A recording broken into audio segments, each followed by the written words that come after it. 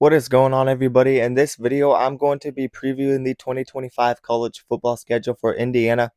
I'm going to go through every single game on their schedule and predict their record for 2025. But before we do that, let's talk about this team. Indiana was probably the most surprising team of last season. They ended up winning 11 football games. They made the playoffs with their only two losses on the season being to the two teams that went to the national title game. Indiana is a very interesting team because they destroyed all the competition they played, but they really didn't play anybody, and the only really good teams they played, they didn't really stand a chance against. Did they deserve to be in the playoffs? I don't know, but they were in the playoffs indeed. And next season, regardless of what their record is, I do think they could be better. I'm not going to say they win more games than last season because the schedule is a lot tougher, and there's other teams in the Big Ten that are getting better. But Indiana does have some good return in production, and I'm going to be honest, I think Fernando Mendoza is going to be a better quarterback than Curtis Wark. He's a guy that has had an excellent college career so far, and he's going to have a lot better talent at Indiana. Indiana also has Elijah Surratt back at receiver. They add Mekhi Jackson and return some other good receivers. They have a good offensive line. They add Pat Coogan, Khalil Benson, and Zen Makaliski. They are all seniors. The running back room should be solid with Roman Hemby and Kalen Black, and Holden Stays is a good tight end. Overall, I think they're going to be good on offense, similar to what they were last season. The defense is looking pretty solid. They returned 61% of the production on defense. They should have one of the better linebacker rooms in the Big Ten, especially with Aiden Fisher back. The line of scrimmage is the question mark that I have with this team, because they didn't really stand a chance against Notre Dame or Ohio State, and they almost lost to Michigan because of the line of scrimmage play.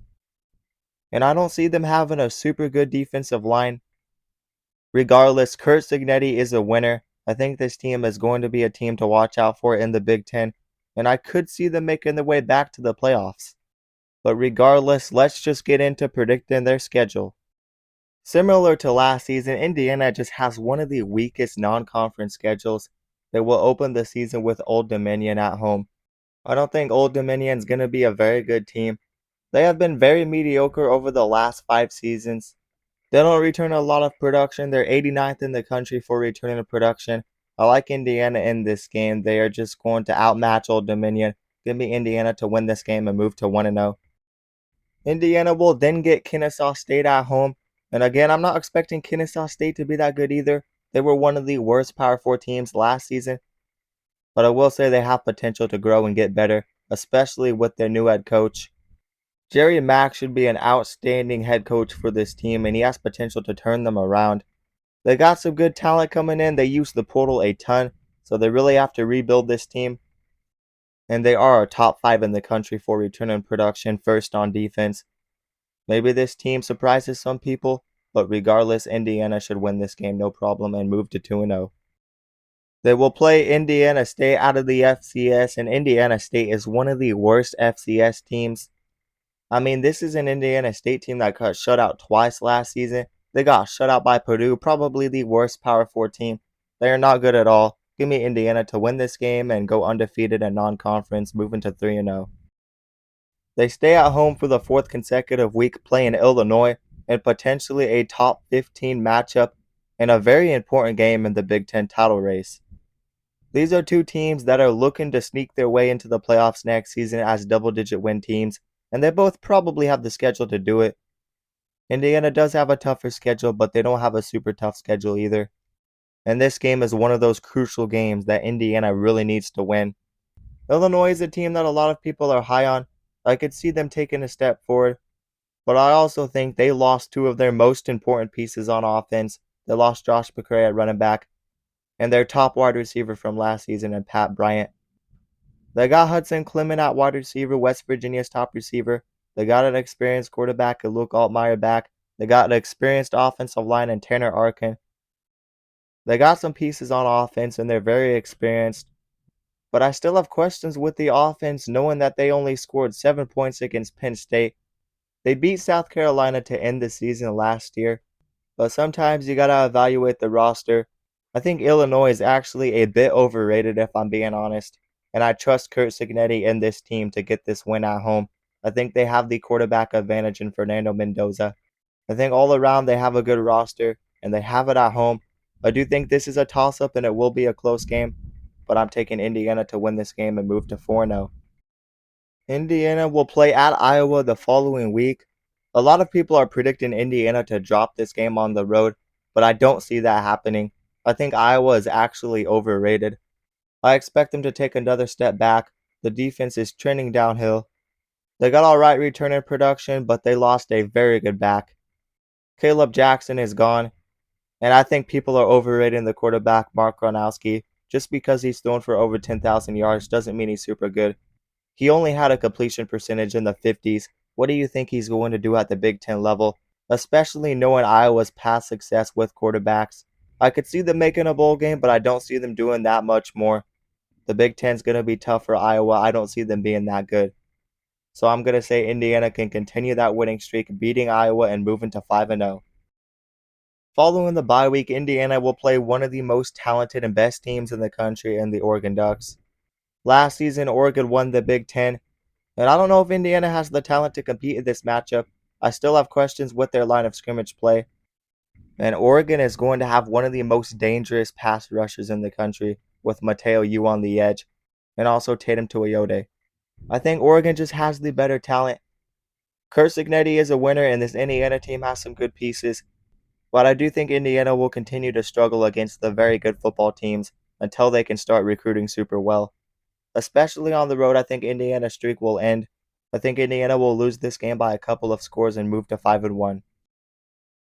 The following week, they will get Michigan State at home, and this could actually be a trap game. The following week, they had to go to play Oregon on the road, and the next game, they have to play Michigan State, and I think Michigan State is a scrappy football team. They competed with some teams last season, even though they didn't make a bowl game. They managed to beat Iowa last season. They looked okay against Oregon and Ohio State, even though those games weren't close. They were super inconsistent, but I think the pieces are there. I think Aiden Childs is going to take a step forward at quarterback, and Jonathan Smith turned around Oregon State. He's a great head coach, and Michigan State is returning good production. I also think the receiver room is going to be better, a lot better in fact. They had Amari Kelly and Christian McCray, two pretty solid receivers out of the portal. They got Jack Velling, an All-American back at tight end. And defensively, I think they're going to be solid. I think Michigan State's a team to watch next season. And I'm going to make the bold prediction and say Indiana drops back-to-back games. I think they carry over the bad momentum from the Oregon loss and lose to Michigan State. I think Michigan State has the quarterback. I'm going to say they upset Indiana. I have Indiana moving to 5-2. After a couple of losses, I do think Indiana will bounce back and get on the right track with the win over UCLA at home.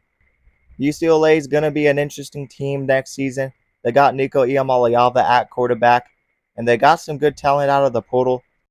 I think UCLA has the defense and the team to be competitive with some teams. They got Mikey Matthews at wide receiver as well. And defensively, they added some good pieces. Key Lawrence and Andre Jordan Jr. are some good additions, and they have a lot of seniors and juniors on defense. They are experienced on defense, and this could be a team that fights for bowl eligibility. But I think Indiana has what it takes to get back on the right track and move to 6-2. They will then go on the road to play Maryland. I remember they had that good start 2 seasons ago with Tualia Tagovailoa at quarterback. They started 5-0.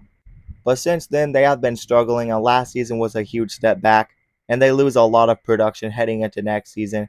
They just have some big holes, and they will have a new quarterback. I don't think Justin Martin's going to be that good. Maryland should be one of the worst teams. They just have too much young talent. I don't expect them to be that good in the Big Ten. And I think Indiana can get this one on the road comfortably, carrying over the momentum and moving to 7-2. They don't only play Oregon, but they have another tough game against one of the best teams in the country, in my opinion. And they play Penn State on the road. I think Penn State is a legit national title contender. The talent has been getting a lot better, but they also have the veteran team, and they have a very good roster. They got the quarterback, they got the running back room, and they add some very good receivers.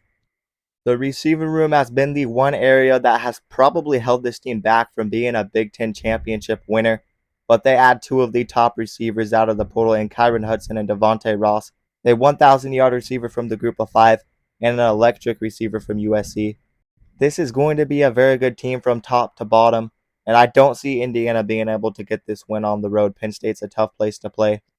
Now, like I said, I still have questions with Indiana's line of scrimmage, and if they are able to win these types of games, I think they lose it and move to 7-3. The following week, they will get Wisconsin at home, and Wisconsin is a team that has a ton to prove with Luke Fickell next season. He may be in the hot seat, even though he just got a huge contract extension that really didn't make any sense. Wisconsin has been one of the best Big Ten teams in recent memory, but the last 2 seasons they have completely fell off, and I don't know what's going on with them. It's very odd to see, and they can miss a bowl game again with one of the tougher schedules in college football. Look, I think some of the pieces are there.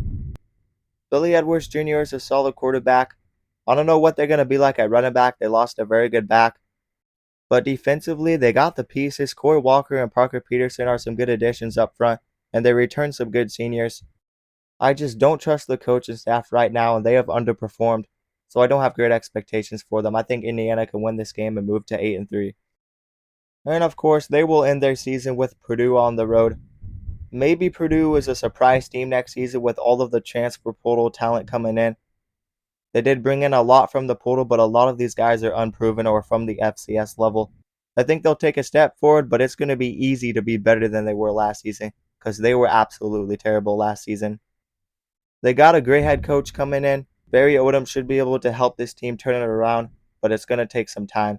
I think Indiana is just the way better team. Give me Indiana to win this game and move to 9-3 on the season. So there you have it. That is my prediction for Indiana football. I think they will take a step back record-wise going 9-3. But honestly, when I look at the talent, I don't expect them to be that worse.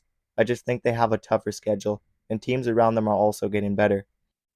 I think Curt Cignetti will continue to keep this team in the punching zone of the Big Ten, and maybe one of these seasons they will make the Big Ten championship game. I don't think it's next season though, because there's a lot of contenders in the Big Ten, especially with Oregon, Ohio State, and Penn State looking very good, and some other teams on the rise like Michigan, USC, and Nebraska. But I guess we'll see. I like this Indiana team, but the line of scrimmage is a question mark. That is one area they need to take a step forward in. But anyways, you guys let me know your prediction for Indiana football down in the comments below. Now let me remind you guys to like the video and also subscribe to the channel and turn on notifications so you never miss an upload.